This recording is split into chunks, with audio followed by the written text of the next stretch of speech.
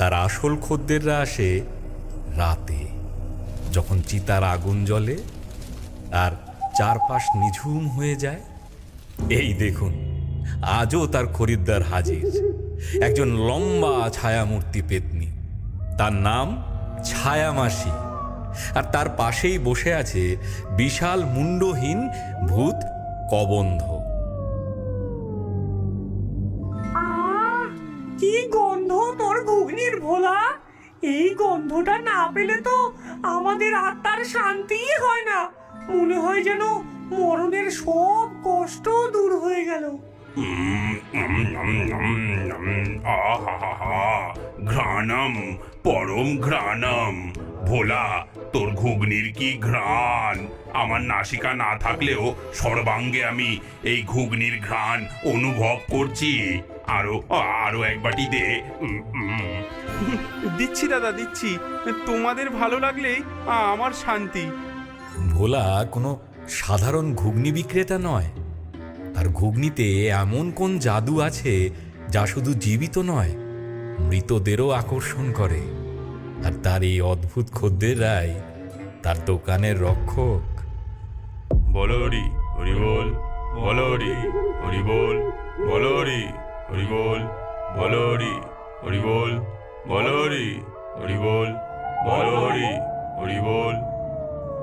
হরিবোল ধ্বনি তুলে একদল লোক একটি মৃতদেহ নিয়ে শ্মশানে ঢুকল।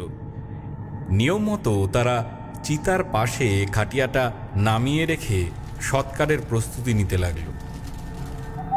ঠিক তখনই ভোলার দোকান থেকে এক ঝলক সুন্দর ঘুগনির গন্ধ হাওয়ায় ভেসে এলো।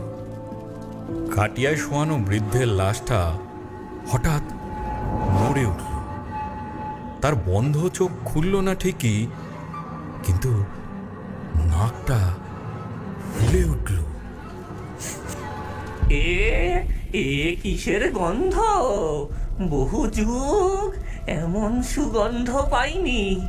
খিদে, বড্ড খিদে পেয়েছে। পরের মুহূর্তে এক ভয়ঙ্কর অথচ অদ্ভুত একটা ঘটনা ঘটল। বৃদ্ধের লাশ ধড়মড়িয়ে উঠে বসলো এবং টলতে টলতে ভোলার দোকানের দিকে হাঁটতে শুরু করলো। দাদু, দাদু তো উঠে পড়েছে। ভূত, ভূত, পালাও, সবাই পালাও। আরে পালাও, পালাও! নিমেষের মধ্যে সবাই যে যেদিকে পারলো দৌড়ে পালালো। মৃতদেহটা সোজা ভোলার দোকানে এসে দাঁড়ালো। ঘুগনি, ঘুগনি খাবো। বসো বসো দাদু, দিচ্ছি। ভোলা এক বাটি ঘুগনি এগিয়ে দিল। বৃদ্ধের লাশটা গোগ্রাসে সেটা খেয়ে ফেলল। তারপর তার জামার পকেট থেকে বহু পুরনো একটা আধুলি বের করে ভোলার হাতে দিল। পয়সাটা হাতে দিতেই তার শরীরটা শান্ত হয়ে গেল এবং আত্মাটা একটা অপার্থিব আলো হয়ে আকাশে মিলিয়ে গেল।